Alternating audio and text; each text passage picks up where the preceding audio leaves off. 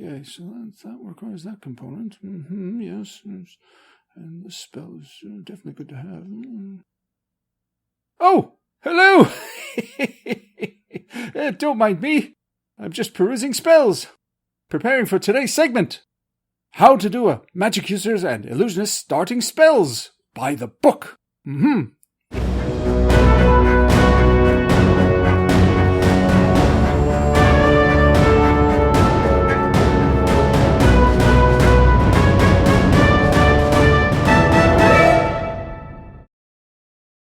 First level magic users get 4 spells to start. Illusionists get 3. First, go to page 39 in the Dungeon Master's Guide, and you'll see that all magic users, not illusionists, start with Read Magic. This spell is essential to magic users and their study of the arcane. Next, you'll see a chart listing offensive, defensive, and miscellaneous spells. Roll a d10 for each column to determine your next 3 starting spells. If you roll a 10, you get your choice from that column. Once you have your Read Magic plus 3 extra spells, you'll have your starting spellbook. These 4 spells are inscribed in your book and you know the magic. There's no need to roll against your chance to know spells for these particular spells in order to learn them.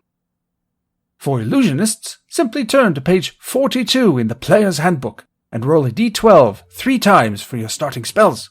If you roll duplicate spells, you simply re-roll.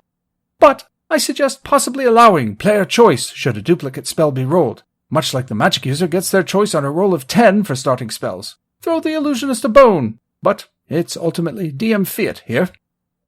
Simple enough? Good, but you're not done yet. Now, for the part that trips many players and even dungeon masters up. Looking at your character's intelligence, you'll see that based on their score, they have both a minimum number of spells that they can know and a maximum. Your spellcaster will likely know more spells than are actually in their spellbook and therefore capable of casting. Looking at the minimum number of spells and subtracting the 4 you already know, find the difference. To meet the balance, you must now go through the spell list and, in any order you like, choose the spells you wish to attempt to know. Your percentage chance to know them is based on your intelligence attribute. So, assuming an intellect of 14 for instance, you can know a minimum of 6 spells. Less the 4 you started with means you must determine no fewer than 2 more spells. Your chance to know them is 55%. These spells do not go into your book. Even though you know them, you are yet incapable of casting them until you can find the formula and add it to your spellbook. But when you do, you are not required to roll to learn them, as you already understand the arcane logistics. So, go over the list and make your choices, but be warned. Failure on the percentage rolls in question means that the spell is barred to you and goes on a block list of sorts. No further attempts may be made, barring specific circumstances. If, during the course of your adventuring life, your intellect attribute changes permanently, either up or down, you may erase your block list and reattempt to learn spells you've previously failed to learn. Otherwise, these spells are permanently barred to your character. The logic being, you're seeing things from a different perspective now, and might find something you previously overlooked. Oh, I never noticed that.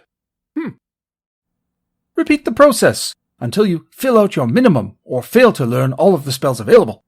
Note, if you do fail your chance to learn all available spells and have not yet achieved your minimum, then you are permitted to go over the list and attempt them again until you attain your minimum. I should note that this is extremely unlikely, but I suppose theoretically possible. More so for the illusionist than the magic user, as they have far fewer spells. I don't believe there's any rule about filling out your maximum number of spells at start. You'd essentially be predetermining all of your first-level spells right at character creation, leaving no room for discovering new magic during adventures, but check with your DM if they're okay with that. But once you know your maximum, that's it. You cannot learn any more spells of that level. Here's a quick space-saving tip for your notes. Write the full list of spells that you know on your character sheet. This is all of them. The ones in your book, and the ones you simply know but don't have in your book yet. Next, underline the spells that are scribed in your book. For starting characters, this will be Read Magic plus the 3 you rolled randomly from the DMG.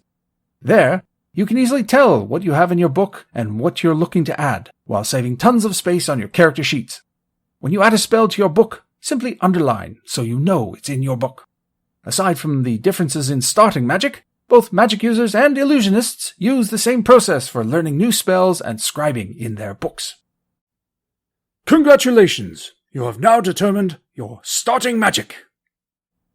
4 spells for which you have the formula for memorization and casting. A few more as determined by your intelligence that you have an understanding of the arcane requirements, but can't quite cast as you don't have the specific formula in your book. And possibly a list of spells of which you are simply not able to grasp the concepts, and therefore cannot learn.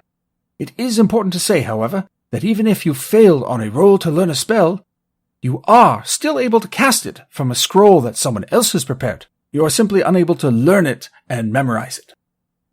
When you level up your magic user in 1st edition Advanced Dungeons & Dragons, you may add 1 spell to your spellbook.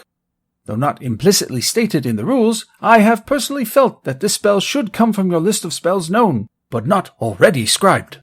That is, of course, entirely up to your DM. I would naturally say that if you are adding one that you don't already know, then you would have to make the to-know check, whereas if you already know it, then no roll is needed. Finally, when you gain the ability to cast a new level of spells, the first thing you must do is go through the list of all the spells of the new spell level and select which spells you wish to know, and make the checks to know them. Failure, of course, adds to your block list, success adds to your knowledge. Once you have achieved your minimum, then you pick one and add it to your spellbook, so you can cast it. And there you have it. That's how magic users and illusionists learn their magic in Advanced Dungeons & Dragons 1st edition. Though I'm sure it throws a few people off. I like this system, as it ensures that no magic user will ever be the same, and there's no guarantee that you'll always get the spells you want. It adds flavor to the game and the magic-using classes. If you're a 5th edition Dungeon Master and want to shake up wizards for your players, try something similar. Make wizards learn their spells. Say, an intelligence check at DC 13 plus spell level to learn. Failure means they can't learn that spell. Rinse and repeat until they have their list. There will be tears. Delicious, salty tears from 5th edition players.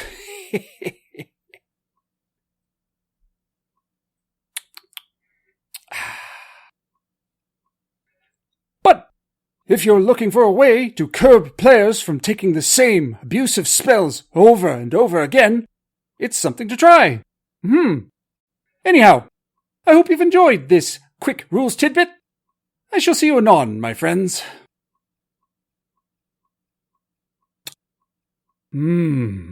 Salty.